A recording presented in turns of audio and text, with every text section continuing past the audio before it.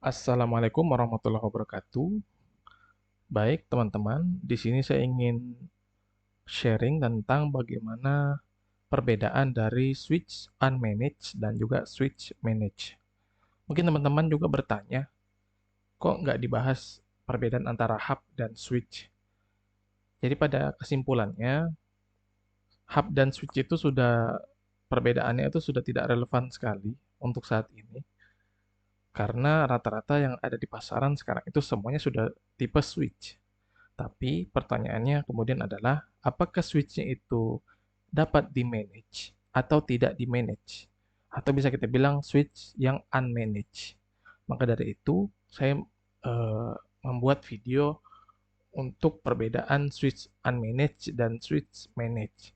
Jika teman-teman nanti masih membutuhkan informasi tentang perbedaan switch dan hub itu perbedaannya apa, itu bisa nanti juga request di kolom komentar atau nanti bisa juga cari referensi di YouTube, itu banyak sekali teman-teman yang lain yang sudah menjelaskan. Oke, di sini saya akan menjelaskan tentang switch manage dan switch unmanaged itu perbedaannya apa. Garis besarnya itu eh, ada tiga, yaitu di harga, fitur, dan juga bentuk. Jadi saya akan menjelaskan secara garis besarnya itu ada di tiga ini. Dari harga yang pertama, Swiss Mayonnaise itu jelas relatif lebih murah karena memang dia sangat simple gitu ya dari segi penggunaannya. Maka dia harganya lebih murah. Sementara kebalikannya, Swiss Mayonnaise itu relatif lebih mahal.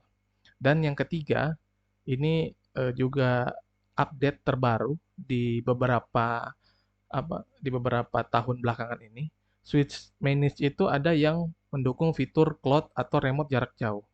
Ini harganya bahkan lebih mahal kadang daripada switch manage yang tidak memiliki fitur cloud atau remote jarak jauh yang lainnya.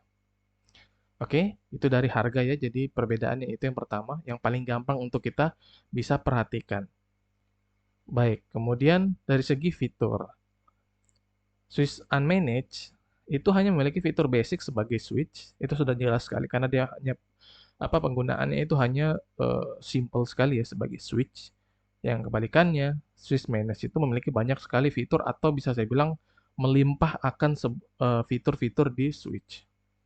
Dan ini juga mencolok sekali ya. Kalau misalnya switch managed itu fitur-fiturnya itu hanya ada pada layer 2 dan juga switch managed itu fitur-fiturnya itu mendukung hingga layer tingkat 3.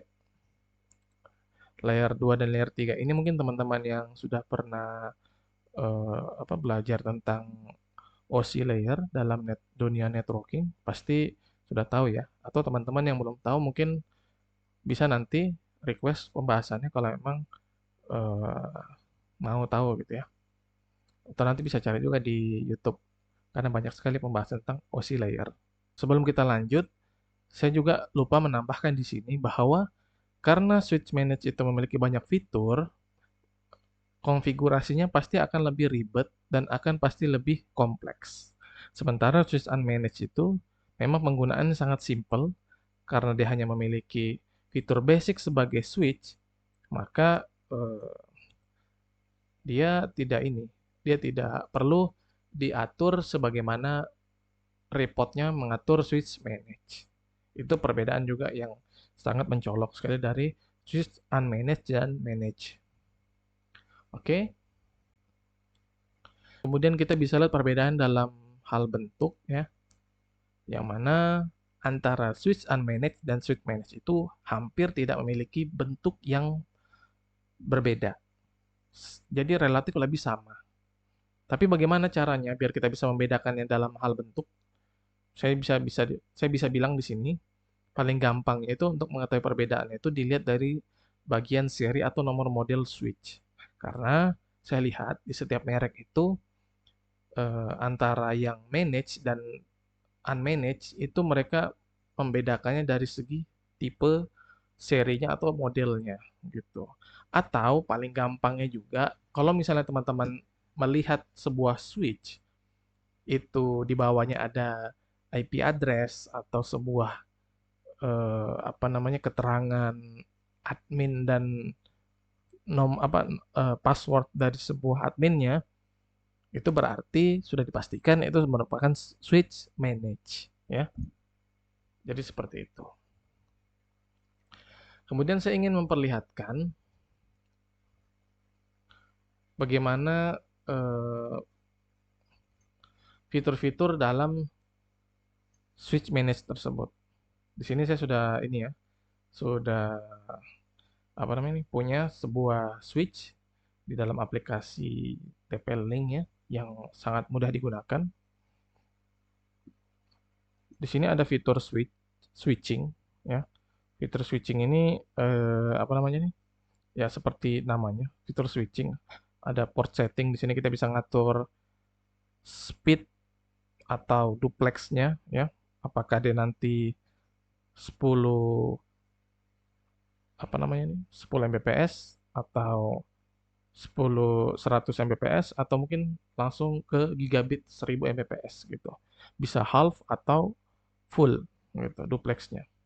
Ada juga flow controlnya. Di sini bisa kita atur bagaimana arusnya bisa, dan juga kita bisa matikan di sini atau hidupkan secara eh, apa di menu switching ini. Ada juga IGMP snooping ya. Ada juga LAG atau bisa kita bilang ini grup lah ya istilahnya, atau bridge, kurang lebih sama kayak gitu. Ada juga monitoring ya. Kita bisa memonitoring, ada cable test, ada juga untuk apa istilahnya, antisipasi looping gitu ya. Ini bisa. Ada juga VLAN ya pasti yang paling banyak dicari orang ya di switch manage. Ada fitur VLAN-nya di sini ya. Nah, kemudian ada QoS juga. Ini pasti ada di fitur apa di switch manage ya. Jadi kalau teman-teman mau cari router misalkan mikrotik untuk mengatur bandwidth, sebenarnya kalau emang hanya basic sekali bisa menggunakan switch manage aja. Nggak perlu harus sebuah router gitu.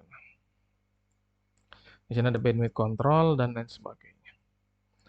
Ya, jadi itu adalah fitur-fitur di switch manage. Yang mana fitur-fitur ini nggak bisa kita atur atau kita nggak bisa dapatkan di switch unmanaged. Oke, jadi itu dia perbedaan antara switch manage dan switch manage. Teman-teman kalau masih yang belum paham gitu ya, atau mungkin terlalu cepat saya menjelaskan, bisa nanti bertanya di kolom komentar. Atau kalau mungkin ada hal-hal mungkin yang belum saya tambahkan di sini, bisa kita diskusi di kolom komentar. Mungkin nanti saya juga bisa tambahkan lagi, bisa update lagi videonya. Dan mungkin hanya itu yang saya bisa jelaskan di video ini. Terima kasih. Assalamualaikum warahmatullahi wabarakatuh.